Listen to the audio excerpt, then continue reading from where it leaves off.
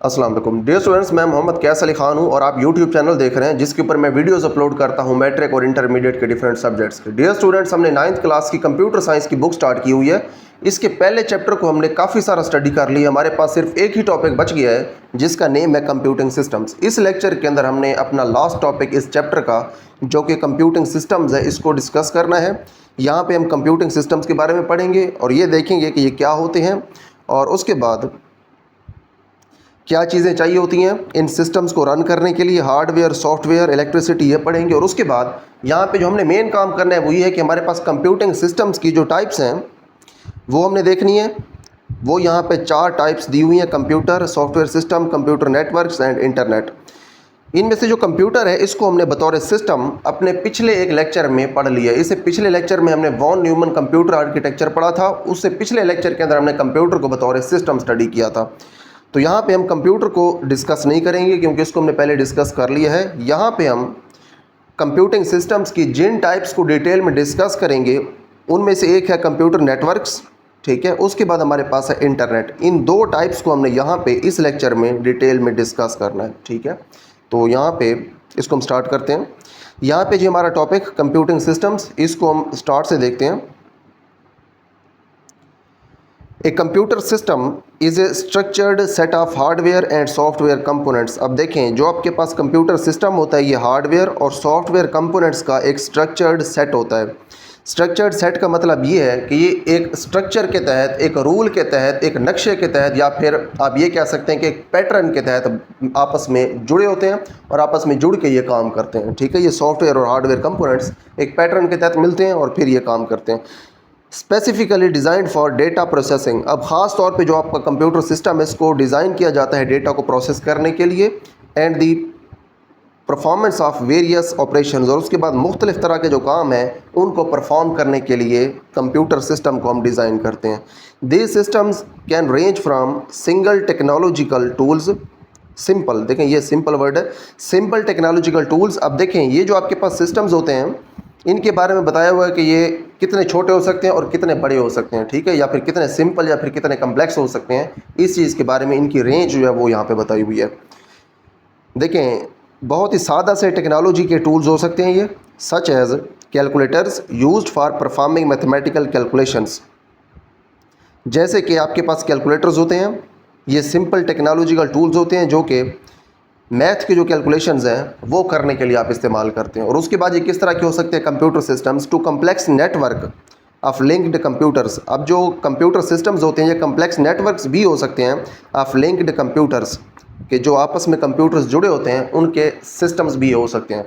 तो यहाँ पे हमने देखा कि हमारे पास जो कंप्यूटिंग सिस्टम्स होते हैं ये काफ़ी टाइप्स के हो सकते हैं। ये सिंपल भी हो सकते हैं, ये पेचीदा भी हो सकते हैं। अगर ये सिंपल होंगे तो फॉर एग्जांपल हमारे पास कैलकुलेटर है उस फॉर्म के अंदर होंगे, या अगर ये पेचीदा होंगे तो मुख्तलिफ जो कंप्यूटर्स हैं वो आपस में जब लिंक करके काम करेंगे तो वो भी हमारे पास एक सिस्टम बन जाएगा, ठीक है। तो सिंपल भी हो सकते हैं, पेचीदा भी हो सकते हैं ये। उसके बाद नेक्स्ट हमारे पास है the basic task of a computer system. अब जो कंप्यूटर सिस्टम है इसका यहाँ पे अब काम आ रहा है कि इसका टास्क क्या है, इसने क्या काम करना होता है। The basic task of a computer system is to execute program. इसने प्रोग्राम के ऊपर अमल दरामद करवाना होता है एंड मैनेज डेटा, और उसके बाद इसने डेटा को मैनेज करना होता है टू अचीव ऑब्जेक्टिव्स। इसने मकासद हासिल करने होते हैं सच एज़ प्रॉब्लम सॉल्विंग, जैसे कि मसाइल का हल, प्रोसेस कंट्रोल, प्रोसेस को कंट्रोल करना, एंड कम्युनिकेशन एड, और उसके बाद कम्युनिकेशन में मदद देना। तो ये हैं जी आपके पास जो कंप्यूटर सिस्टम्स, उनके मकासद problem solving, process control and communication aid, ठीक है, ये इसके मकासद हैं। और इन मकासद के लिए ये करता क्या है, ये प्रोग्राम्स जो है उनके ऊपर अमल दरामद करता है, यानी कि प्रोग्राम्स को चलाता है और उसके बाद जो डेटा होता है उसको ये मैनेज करता है कंप्यूटर सिस्टम। उसके बाद नेक्स्ट हमारे पास है hardware, software and electric power are the 3 basic requisites. अब देखें ये 3 जो हैं ये बुनियादी ज़रूरियात हैं किसी भी कंप्यूटर के या फिर कंप्यूटिंग सिस्टम के चलने के लिए, ठीक है। रिक्विजिट का मतलब ये है कि ये ज़रूरी हैं आपका कंप्यूटर सिस्टम काम करे इस चीज़ के लिए। Hardware, software and electric power are the 3 basic requisites that are needed to run a computing system. अब ये बुनियादी चीज़ें हैं जो कि कंप्यूटिंग सिस्टम के चलने के लिए, उसके रन होने के लिए ज़रूरी हैं। वो कौन कौन सी? एक आपके पास हार्डवेयर है, एक सॉफ्टवेयर है और एक आपके पास इलेक्ट्रिक पावर। इन तीनों के बारे में यहाँ पे नीचे बताया हुआ, वहाँ पे देखेंगे। And can be described in the following simple terms. अब नीचे जो सादा से अल्फाज हैं इनके अंदर हम इन तीनों को बयान कर सकते हैं। देखिए जो कंप्यूटिंग सिस्टम होते हैं उसके बारे में हमने देख लिया कि मुख्तलिफ मकासद को हासिल करने के लिए हम इनको इस्तेमाल करते हैं। ये सिंपल भी हो सकते हैं जैसे कि आपके पास कैलकुलेटर है, और कंप्यूटिंग सिस्टम्स जो हैं ये कम्प्लेक्स भी हो सकते हैं, बड़े बड़े भी हो सकते हैं, पेचीदा भी हो सकते हैं। जैसे कि डिफरेंट कंप्यूटर्स जब आपस में लिंक हो जाते हैं तो वो आपके पास एक पेचीदा सिस्टम बन जाता है। अब उसके बाद जो आपके पास कंप्यूटिंग सिस्टम होता है उसके चलने के लिए कुछ चीज़ें ज़रूरी होती हैं, वो चीज़ें यहाँ पे लिखी हुई हैं। एक आपके पास हार्डवेयर है, एक आपके पास सॉफ्टवेयर है, और एक आपके पास है इलेक्ट्रिसिटी। ये तीन चीज़ें होंगी तो तभी आपका कंप्यूटिंग सिस्टम चल सकेगा। इन तीनों चीज़ों को अब हमने वन बाय वन डिस्कस करना है। यहाँ पे हमारे पास है सबसे पहले hardware. Hardware of a computer system refers to the tangible components of the system. अब ये सिस्टम के टेंजिबल कंपोनेंट्स होते हैं हार्डवेयर, ठीक है। टेंजिबल कंपोनेंट्स का मतलब ये है जिनको हम देख सकते हैं, जिनको हम छू सकते हैं, ठीक है। इस हालत में जो कोई चीज़ होती है उसको हम टेंजिबल कहते हैं। तो यहाँ पे आगे इनकी एग्जांपल्स भी आ रही हैं। These include the central processing unit CPU, इनमें CPU शामिल है, रैंडम एक्सेस मेमोरी रैम शामिल है, स्टोरेज डिवाइसेस, स्टोरेज वाली जो डिवाइसेस होती हैं वो शामिल है, and input and output devices, और उसके बाद इनपुट और आउटपुट डिवाइसेस जो हैं ये शामिल हैं टेंजिबल कंपोनेंट्स के अंदर जो कि हार्डवेयर में शामिल हैं। ये ऐसे यहाँ पे जो कंपोनेंट्स हैं, ऐसे कंपोनेंट्स के यहाँ पे नेम लिखे हुए हैं जिनको आप हाथ लगा सकते हैं, देख सकते हैं। तो क्योंकि टेंजिबल है तो ये फिर हार्डवेयर में जाते हैं। तो यहाँ से हमने ये सीखा कि कंप्यूटिंग सिस्टम के वो कंपोनेंट्स जिनको हम देख सकते हैं, छू सकते हैं, वो हमारे पास हार्डवेयर के अंदर चले जाते हैं। उसके बाद हमारे पास है सॉफ्टवेयर, इसको देखते हैं। Software refers to a collection of instructions. अब जो सॉफ्टवेयर होता है ये हिदायत का एक मजमूआ होता है, ठीक है, कलेक्शन ऑफ इंस्ट्रक्शंस होता है। सॉफ्टवेयर के अंदर ऐसे कंपोनेंट्स शामिल नहीं होते जिनको हम हाथ लगा सकते हैं या देख सकते हैं, ये हिदायत के मजमूए होते हैं। किस तरह के होते हैं? That dictate the requirements and actions that hardware must do. अब ये डिक्टेट करते हैं, ये बताते हैं वो ज़रूरियात और उसके बाद वो काम जो कि हार्डवेयर को करने चाहिए, ठीक है, यानी कि हार्डवेयर को ये डिक्टेट करते हैं। हार्डवेयर होते हैं यूँ समझे कंप्यूटर के पुर्जे, और जो सॉफ्टवेयर होता है ये वो हिदायत होती हैं जो कंप्यूटर के पुर्जे हैं उनको दी जाती हैं ताकि इनके तहत वो काम करें। There exist two primary categories. अब जो सॉफ्टवेयर है इसकी दो बुनियादी अक़साम हैं जो एक यहाँ पे लिखी हुई हैं। एक आपके पास होता है सिस्टम सॉफ्टवेयर एंड दूसरा होता है आपके पास एप्लीकेशन सॉफ्टवेयर, ठीक है। सिस्टम सॉफ्टवेयर और उसके बाद एप्लीकेशन सॉफ्टवेयर, जैसे कि इनके नेम से जाहिर है सिस्टम सॉफ्टवेयर जो है ये सिस्टम को चलाने के लिए इस्तेमाल होता होगा, ठीक है, इसको देख के ऐसा लग रहा है। और उसके बाद जो एप्लीकेशन सॉफ्टवेयर है ये मुख्तलिफ चीज़ों के ऊपर अप्लाई होता होगा, ठीक है। जो एप्लीकेशन का वर्ड है ये अप्लाई के साथ क्योंकि मिलता जुलता है। जब मुख्तलिफ आपने काम करने होते हैं, मुख्तलिफ एप्लीकेशन आपने लेनी होती है कंप्यूटर की, तो फिर आप एप्लीकेशन सॉफ्टवेयर को इस्तेमाल करते हैं। अब इन दोनों के बारे में यहाँ पर हम पढ़ते हैं। System software encompasses the operating system and utility applications। अब जो सिस्टम सॉफ्टवेयर होते हैं आपके पास उनके अंदर जो चीज़ें शामिल होती हैं वो ये हैं, एक आपके पास है ऑपरेटिंग सिस्टम और एक आपके पास है यूटिलिटी ऑपरेशंस, यूटिलिटी एप्लीकेशंस, ठीक है, यूटिलिटी एप्लीकेशंस है। रिस्पॉन्सिबल, अब ये करते क्या है ऑपरेटिंग सिस्टम और utility applications? Responsible for managing the computers resources. अब जो कंप्यूटर के वसाइल होते हैं उनको ये मैनेज करते हैं, ठीक है। मैनेज करने का क्या मतलब है कि उनको ये चलाते हैं जिस तरह से चलाना चाहिए। ऑपरेटिंग सिस्टम और यूटिलिटी एप्लीकेशंस मिल के। वसाइल कौन से कंप्यूटर के, कौन से रिसोर्सेज हैं? सच एज़ विंडोज़, जैसे कि विंडोज़ है। अब देखें ये ऑपरेटिंग सिस्टम की एग्जांपल है, ठीक है, वसाइल की एग्जांपल नहीं है, ये एग्जांपल है ऑपरेटिंग सिस्टम की। Such as Windows, Mac operating system and Linux distributions, ठीक है, ये आपके पास हैं सिस्टम सॉफ्टवेयर्स। अब ये करते क्या हैं? जो कंप्यूटर के रिसोर्सेज होते हैं, जैसे कंप्यूटर की फॉर एग्जांपल मेमोरी है, इस तरह की जो कंप्यूटर की चीज़ें होती हैं इनको ये मैनेज करते हैं, ठीक है। एप्लीकेशन सॉफ्टवेयर रेफर्स टू, अब देखें यहाँ पे एप्लीकेशन सॉफ्टवेयर के बारे में आ रहा है। पहले हमने देखा सिस्टम सॉफ्टवेयर के बारे में, ये ऐसे सॉफ्टवेयर थे जो कि सिस्टम्स को चलाते थे। अब हमने देखना है एप्लीकेशन सॉफ्टवेयर के बारे में। Application software refers to software applications, ये ऐसी सॉफ्टवेयर एप्लीकेशंस होती हैं that are specifically developed to carry out certain functions, जो कि मखसूस काम जो है उनको कैरी आउट करने के लिए डेवलप की जाती हैं, ठीक है, फॉर द यूज़र, कि जो इस्तेमाल करने वाला है ताकि वो इनको इस्तेमाल कर सके। सच एज़ वर्ड प्रोसेसर्स, मिसाल के तौर पे वर्ड प्रोसेसर्स होते हैं, ये ऐसे सॉफ्टवेयर्स होते हैं जिनके अंदर आप लिखी हुई चीज़ों को एडिट कर सकते हैं, उनके अंदर तब्दीली कर सकते हैं, उनकी आप फॉर्मेटिंग कर सकते हैं और नई चीज़ें आप लिख सकते हैं, यानी कि वर्ड्स आप यहाँ पे लिख सकते हैं, वर्ड से रिलेटेड होते हैं। उसके बाद हमारे पास एग्जांपल है एप्लीकेशन सॉफ्टवेयर की। वेब ब्राउज़र्स, यहाँ पे आप जो इंटरनेट है उसको एक्सेस कर सकते हैं, और उसके बाद आपके पास होती हैं गेम्स, ठीक है, जो गेम्स हैं ये भी एप्लीकेशन सॉफ्टवेयर है। अच्छा, उसके बाद हमने देखना है इलेक्ट्रिसिटी। हम देखें वो चीज़ें देख रहे हैं जो कि कंप्यूटर सिस्टम को चलाने के लिए ज़रूरी होती हैं। हमने कहा 3 चीज़ें ज़रूरी होती हैं, हार्डवेयर, सॉफ्टवेयर और इलेक्ट्रिसिटी। हार्डवेयर और सॉफ्टवेयर हमने पहले देख लिए, अब हमने देखनी इलेक्ट्रिसिटी। हमने अब ये बताना है कि जो इलेक्ट्रिसिटी है ये क्यों ज़रूरी है किसी भी कंप्यूटिंग सिस्टम को चलाने के लिए।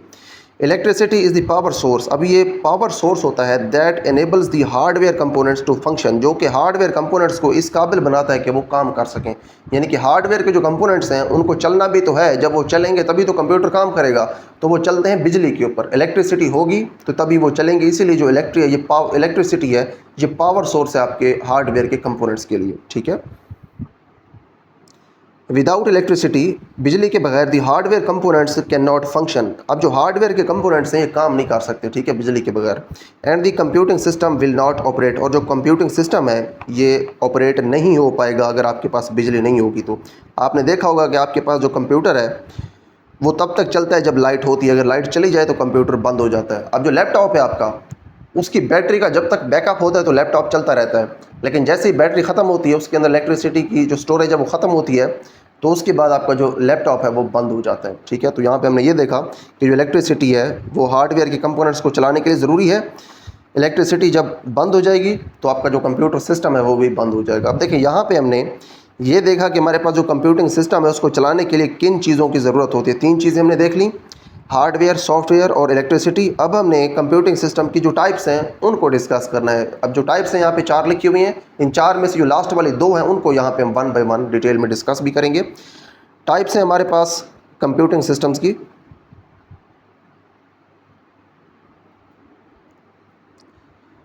Types of computing systems. Computing systems come in various types, इनकी बहुत सारी अकसाम होती हैं। Some of these include the followings, इनमें से कुछ अकसाम जो है वो यहाँ पे लिखी हुई हैं। ठीक है, कंप्यूटर होता है आपके पास, सॉफ्टवेयर सिस्टम्स होते हैं, और उसके बाद होता है आपके पास कंप्यूटर नेटवर्क्स, और उसके बाद होता है आपके पास इंटरनेट। ठीक है, यहाँ पे 4 लिखी हुई हैं। ये जो एंड वाली 2 हैं इनको हम यहाँ पे अब नीचे डिस्कस करेंगे। और जो कंप्यूटर है आपका, कंप्यूटर एज अ सिस्टम, इसको हमने अपने पिछले लेक्चर के अंदर हमने इसको डिटेल में देख लिया था। कंप्यूटर एज अ सिस्टम वहाँ पर आप देख सकते हैं। Computers as a system has been discussed in previous sections. अब ये वही बात आ गई है कि हमने इसको पहले डिस्कस कर लिया, लेक्चर मौजूद है, आप उसको देख सकते हैं। While the remaining 2 computing systems are described in this section. अब ये जो लास्ट वाले 2 हैं इनको हम इस सेक्शन के अंदर जो है वो डिस्क्राइब करेंगे। पहला हमारे पास है कंप्यूटर नेटवर्क्स, इसको देखते हैं। Computer network as a system. अब देखें, क्योंकि ये सारी जो टाइप्स हैं ये कंप्यूटिंग सिस्टम्स की हैं, तो ये सारे सिस्टम्स हैं। यहाँ पे कंप्यूटर भी सिस्टम है, सॉफ्टवेयर के भी सिस्टम्स हैं, कंप्यूटर नेटवर्क्स भी यहाँ पे सिस्टम्स हैं, और यहाँ पे इंटरनेट जो है ये भी सिस्टम के तौर पे डिस्कस हुआ है कि ये सिस्टम कंप्यूटिंग सिस्टम्स की टाइप्स हैं। तो कंप्यूटर नेटवर्क्स हमने अब बतौर सिस्टम डिस्कस करना है, इसके बाद हम इंटरनेट को बतौर सिस्टम डिस्कस करेंगे। तो यहाँ पर देखिए हमारे पास टॉपिक है computer network as system. A computer network connects multiple computers. अब जो कंप्यूटर नेटवर्क होता है ये मुख्तलिफ तरह के जो कंप्यूटर्स होते हैं उनको कनेक्ट करता है, एंड डिवाइसेस को, enabling the efficient exchange of resources and information, ताकि जो वसाइल हैं और जो इन्फॉर्मेशन है उसका बड़े अच्छे तरीके से तबादला मुमकिन हो पाए। ठीक है जी। उसके बाद देखें, जब हम किसी भी सिस्टम को डिस्कस करते हैं तो हम कुछ स्पेसिफिक चीज़ें जो कि हमने उस सिस्टम के अंदर डिस्कस करनी होती है। एक तो सिस्टम के ऑब्जेक्टिव्स हमें पता होने चाहिए, उसके बाद उसके जो कंपोनेंट्स हैं वो हमें पता होने चाहिए, उसके बाद जो कंपोनेंट्स हैं इनके दरमियान कम्युनिकेशन कैसे हो रही है वो हमें पता होना चाहिए, और जो सिस्टम का एनवायरनमेंट है उसके बारे में भी हमें पता होना चाहिए। तो यहाँ पे देखते हैं जो जो चीज़ें लिखी हुई हैं उनको डिस्कस कर लेते हैं। सबसे पहले हमारे पास ऑब्जेक्टिव्स हैं कंप्यूटर नेटवर्क का जो सिस्टम है उसके। अब देखिए ऑब्जेक्टिव्स यहाँ पे इसके लिखे हुए हैं, 3 ऑब्जेक्टिव्स हैं। पहला ऑब्जेक्टिव है हमारे पास resource sharing, allow multiple users to share resources. अब जो कंप्यूटर के अंदर चीज़ें मौजूद होती हैं या फिर कंप्यूटर के साथ लिंक जो रिसोर्सेज होते हैं, जो वसाइल होते हैं, वो इस्तेमाल किए जा सकते हैं मल्टीपल यूज़र्स की तरफ से, या फिर जो मल्टीपल यूज़र्स हैं, मुख्तलिफ़ किस्म के जो इस्तेमाल करने वाले लोग हैं वो इन चीज़ों को इस्तेमाल कर सकते हैं। यानी कि जो प्रिंटर है वो अगर एक है, ठीक है, तो उसको मुख्तलिफ लोग कैसे इस्तेमाल कर सकते हैं। अगर फॉर एग्जांपल एक ऑफिस है, उसके अंदर 10 कंप्यूटर्स पड़े हुए हैं, उसके ऊपर हर कंप्यूटर के ऊपर एक एक आदमी बैठा हुआ है, लेकिन आपके पास जो ऑफिस है 10 कंप्यूटर्स वाला, उसके अंदर प्रिंटर सिर्फ एक है। तो अगर आपको कंप्यूटर का जो नेटवर्क है उसकी समझ नहीं है तो फिर तो एक ही कंप्यूटर के साथ आप उसको कनेक्ट कर पाएंगे। लेकिन अगर आपको नेटवर्क की समझ है, आप नेटवर्किंग कर सकते हैं, तो उस प्रिंटर को आप 10 के 10 जो कंप्यूटर्स हैं उन सब के साथ अटैच कर सकते हैं। तो 10 के 10 जो यूज़र्स हैं, हर कंप्यूटर के ऊपर जो बैठा है, हर एक उसी एक प्रिंटर से प्रिंट निकाल सकता है। ठीक है, तो इस तरह से आप रिसोर्सेज को शेयर कर सकते हैं।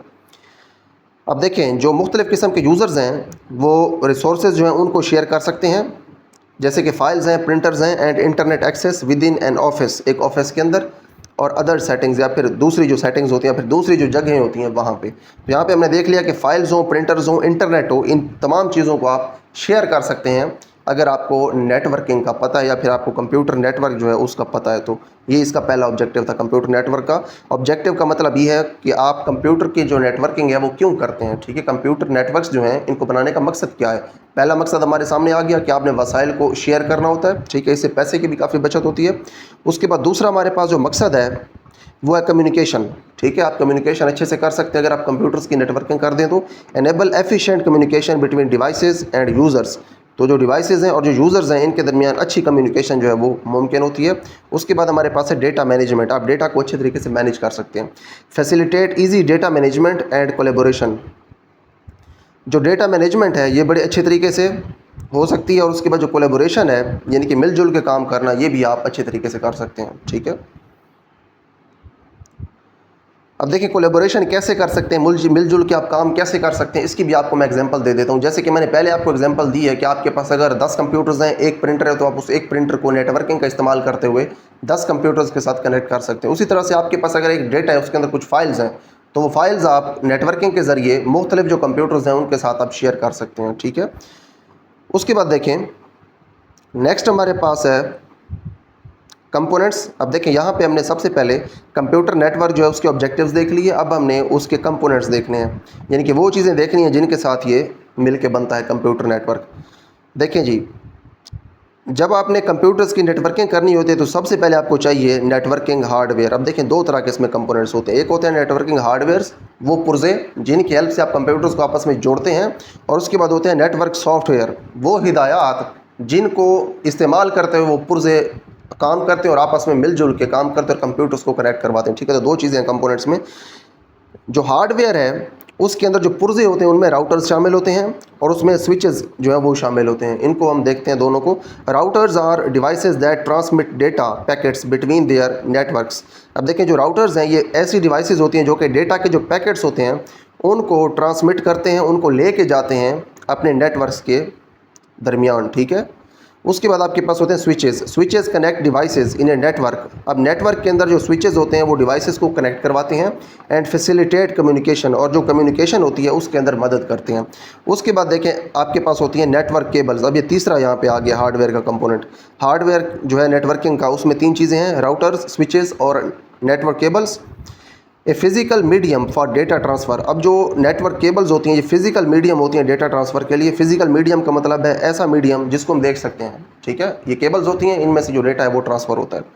तो तीन चीज़ें हमने देख ली नेटवर्किंग के लिए। जो उसके हार्डवेयर उसमें तीन चीज़ें हैं, राउटर, स्विचेस और नेटवर्क केबल्स। उसके बाद हमने देखना है नेटवर्क का सॉफ्टवेयर। इसके अंदर देखें दो चीज़ें हैं, एक आपके पास है प्रोटोकॉल्स और एक आपके पास हैं नेटवर्क ऑपरेटिंग सिस्टम्स। प्रोटोकॉल्स देखते हैं क्या चीज़ है। Rules and conventions for data exchange. अब डेटा को एक्सचेंज करने के लिए, डेटा को एक जगह से दूसरी जगह मुंतकिल करने के लिए जो रूल्स होते हैं उनको हम कहते हैं प्रोटोकॉल्स, सच एज टीसीपी या फिर आईपी। जो टीसीपी है इसके बारे में अगले पेज के ऊपर मौजूद है यहाँ पे, और आईपी के बारे में भी यहाँ पे मौजूद है। टीसीपी होता है ट्रांसमिशन कंट्रोल प्रोटोकॉल, और जो आईपी है इसका मतलब होता है इंटरनेट प्रोटोकॉल, ठीक है। ये दो आपके पास प्रोटोकॉल्स हैं। अब प्रोटोकॉल्स भी आपको चाहिए कि आप डेटा ट्रांसफ़र किस तरह से करते हैं। अब देखें आपके पास ये पुर्जे तो आ गए, राउटर्स आ गए, स्विचेस आ गए और उसके बाद नेटवर्क केबल्स आ गए। इन तीनों की हेल्प से आप कंप्यूटर्स को आपस में जोड़ तो लेंगे, लेकिन मकसद ये है कि आपने कंप्यूटर्स को सिर्फ जोड़ना नहीं है, उनके दरमियान आपने डेटा का ट्रांसफ़र भी करवाना है। तो डेटा को ट्रांसफ़र करवाने के लिए जो रूल्स हैं वो आपको जो सिस्टम के सॉफ्टवेयर्स हैं या फिर नेटवर्क के जो सॉफ्टवेयर्स हैं वो देते हैं। जो रूल्स हैं नेटवर्क के सॉफ्टवेयर के अंदर उनमें प्रोटोकॉल्स हैं। प्रोटोकॉल्स ऐसे रूल्स होते हैं जो कि डेटा को एक्सचेंज करवाते हैं, फॉर एग्जांपल टीसीपी है और आईपी है। और उसके बाद आपके पास होते हैं नेटवर्क ऑपरेटिंग सिस्टम्स, ठीक है। ये क्या करते हैं इनके बारे में लिखा हुआ है, software that manages network resources such as Windows server, जैसे कि विंडोज़ सर्वर है। अब देखें ये जो आपके पास नेटवर्क ऑपरेटिंग सिस्टम है, ये जो नेटवर्क के रिसोर्सेज होते हैं उनको मैनेज करते हैं, ठीक है। नेटवर्क के रिसोर्सेज का मतलब ये है कि वो चीज़ें जो आपने नेटवर्क के अंदर शेयर वगैरह करनी है वो चीज़ें जो है इनको मैनेज करता है आपका नेटवर्क ऑपरेटिंग सिस्टम, ठीक है जी। तो यहाँ पे हमने देख लिया कि हमारे पास जो कंप्यूटर का नेटवर्क होता है या फिर कंप्यूटर नेटवर्क होता है वो जब बतौर सिस्टम काम करता है तो उसके कंपोनेंट्स कौन कौन से होते हैं। उसके जो कंपोनेंट्स हैं इनकी बेसिकली दो टाइप्स हैं, एक होते हैं हार्डवेयर के कंपोनेंट्स, एक होते हैं सॉफ्टवेयर के कंपोनेंट्स। हार्डवेयर के अंदर हमने पढ़े हैं तीन कंपोनेंट्स, राउटर्स, स्विचेस और उसके बाद केबल्स, जिनको हमने नेटवर्क केबल्स कहा है। उसके बाद हमारे पास होते हैं नेटवर्क सॉफ्टवेयर। अब जो सॉफ्टवेयर होते हैं हमारे पास उसमें दो चीज़ें हैं, एक प्रोटोकॉल्स हैं, वो रूल्स हैं जिनके ज़रिए जो डेटा है उसको ट्रांसफ़र जो है किया जाता है और उसके ट्रांसफ़र कंट्रोल किया जाता है। और उसके बाद आपके पास होते हैं नेटवर्क ऑपरेटिंग सिस्टम्स, ठीक है। तो यहाँ पे देखिए हमारे पास जो कंपोनेंट्स हैं कंप्यूटिंग सिस्टम के वो हो गए। उसके बाद हमने अब कंप्यूटिंग सिस्टम का जो एनवायरनमेंट है वो देखना है, ठीक है। ए computer network operates in various environments. अब देखें ये कंप्यूटिंग सिस्टम जो है उसके अंदर हम जो चीज़ स्टडी कर रहे हैं वो हमारे पास है कंप्यूटर नेटवर्क, ठीक है। इसको आपने ख्याल में रखना है, ठीक है, ध्यान में इसको आपने रखना है, इसके ऊपर आपने तवज्जो देनी है कि ये जो पूरा हमारा टॉपिक है इसमें अगर मैं कभी वर्ड यूज़ कर जाऊँ कंप्यूटिंग सिस्टम तो उसका असल में मतलब है कंप्यूटर नेटवर्क, ठीक है। ये जो कंप्यूटिंग सिस्टम है ये तो हमारे पास एक बिगर टॉपिक है जो हमने ऊपर से यहाँ पे स्टार्ट किया कंप्यूटिंग सिस्टम। इसके नीचे फिर फर्दर इसकी दो टाइप्स हम डिस्कस कर रहे हैं, एक हमारे पास है कंप्यूटर नेटवर्क और एक हमारे पास इंटरनेट जो बाद में डिस्कस करेंगे। यहाँ पे हम डिस्कस कर रहे हैं कंप्यूटर नेटवर्क को, ठीक है जी। इन्वायरमेंट हम देख रहे हैं कंप्यूटर नेटवर्क का। एक computer network operates in various environments. अब ये मुख्तलिफ तरह के जो माहौल है उनमें ये काम करता है, सच एज जैसे कि ऑफिस बिल्डिंग्स, जैसे कि ऑफिस की बिल्डिंग्स होती हैं, डेटा सेंटर्स होते हैं और अक्रॉस द ग्लोब या फिर पूरी दुनिया में ये जो नेटवर्क्स हैं ये काम कर सकते हैं वाया द इंटरनेट के ज़रिए। अब यहाँ पे हमने ये देखा कि जो कंप्यूटर नेटवर्क्स होते हैं ये कहाँ पे काम कर सकते हैं। जो कंप्यूटर के नेटवर्क्स होते हैं ये बिल्डिंग्स के अंदर काम कर सकते हैं। उसके बाद डेटा सेंटर्स जो हैं जहाँ पे डेटा को स्टोर किया जाता है वहाँ पे भी ये काम कर सकते हैं। उसके बाद पूरी दुनिया के अंदर जो कंप्यूटर नेटवर्क्स हैं ये काम कर सकते हैं इंटरनेट के ज़रिए, ठीक है जी। उसके बाद है the environment influences network design. अब जो इन्वायरमेंट होता है आपको जब पता होता है कि किस माहौल में इसने काम करना है, किस जगह पे इसने काम करना है, तो वो जो इन्वायरमेंट होता है वो इन्फ्लुएंस करता है, वो असर डालता है किस चीज़ के ऊपर, नेटवर्क डिज़ाइन के ऊपर। नेटवर्क डिज़ाइन का मतलब है कि आपने नेटवर्क को डिज़ाइन किस तरह से करना है, उसकी सिक्योरिटी आपने कैसे रखनी है और उसके बाद उसको परफॉर्म कैसे करना चाहिए। इन चीज़ों के ऊपर जो इन्वायरमेंट है वो काफ़ी असर डालता है। उसके बाद देखें जो हमारे पास टाइप्स ऑफ कंप्यूटर नेटवर्क्स हैं, कंप्यूटर के जो नेटवर्क्स हैं उनकी हमारे पास यहाँ पे दो टाइप्स आ गई हैं। पहली हमारे पास टाइप है लोकल एरिया नेटवर्क। अब जैसे कि इसके नेम से जाहिर है किसी एक लोकेशन के ऊपर ये काम करता होगा। उसके बाद हमारे पास है wide area network. Wide area network जो है ये ऐसे नेटवर्क्स हैं जो कि बड़े एरिया के अंदर काम करते हैं।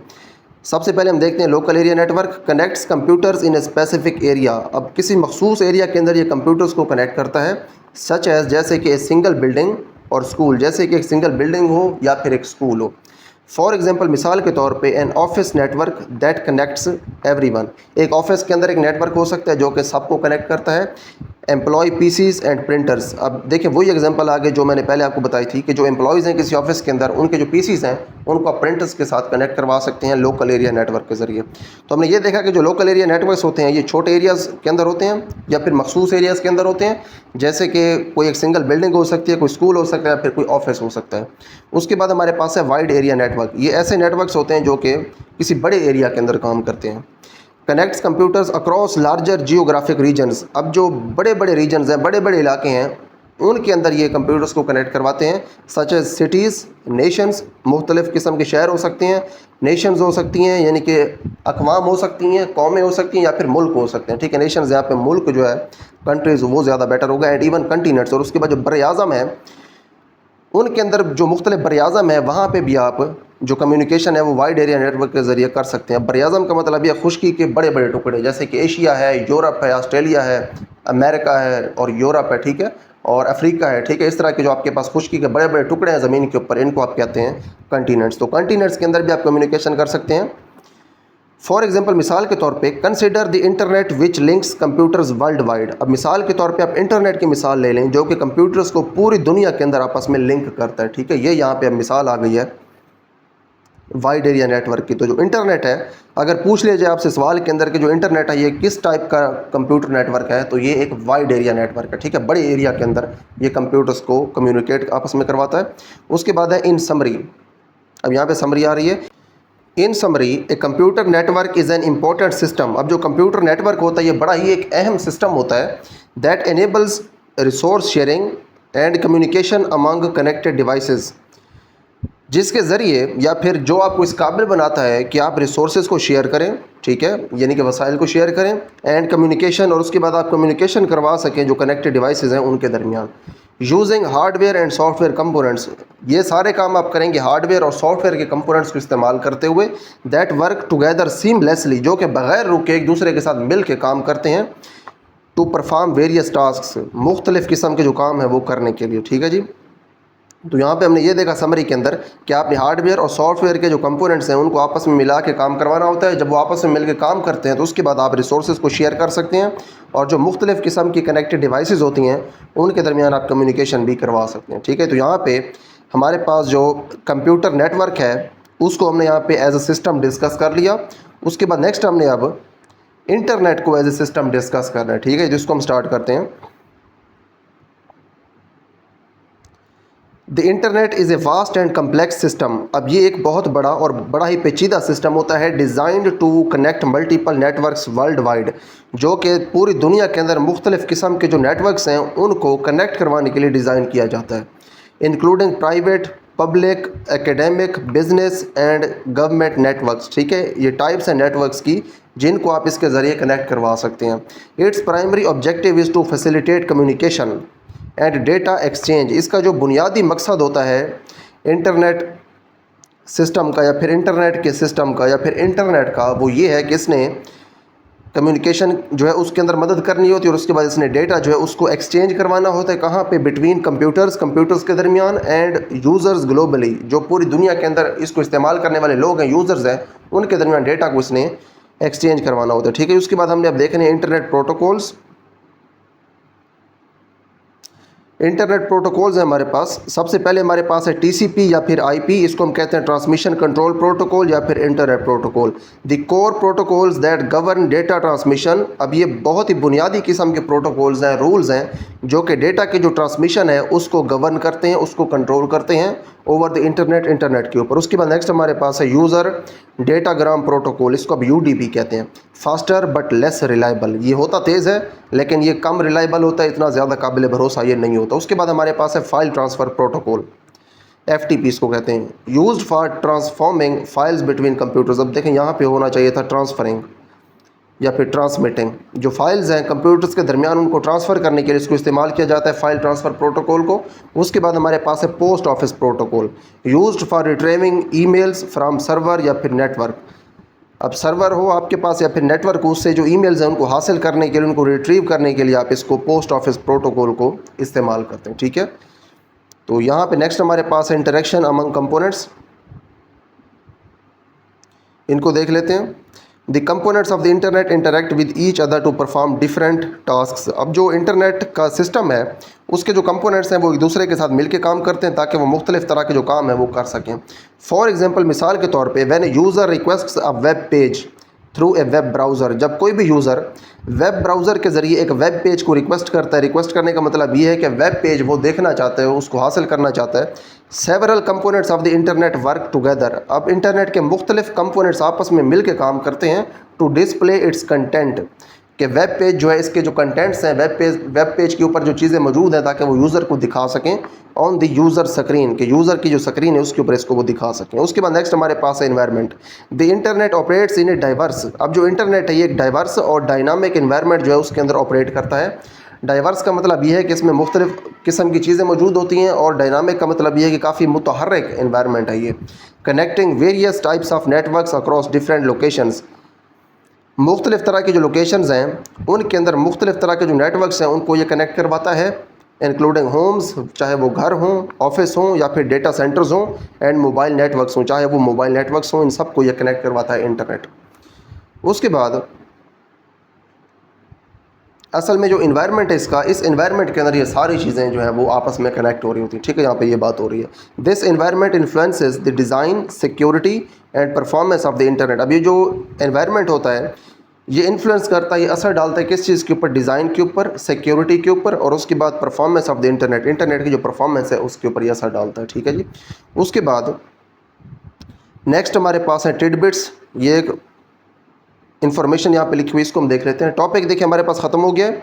यहाँ पे देखें जो टॉपिक हमने ख़त्म कर लिया है वो हमारे पास है कंप्यूटिंग सिस्टम्स, हमने पहले ये देखा कंप्यूटिंग सिस्टम्स होते क्या हैं, हमने ये देखा कि इसको चलाने के लिए किन चीज़ों की ज़रूरत होती है। उसके बाद हमने ये देखा कि जो कंप्यूटिंग सिस्टम्स इनकी कितनी टाइप्स हैं, 4 टाइप्स यहाँ पे लिखी हुई हैं।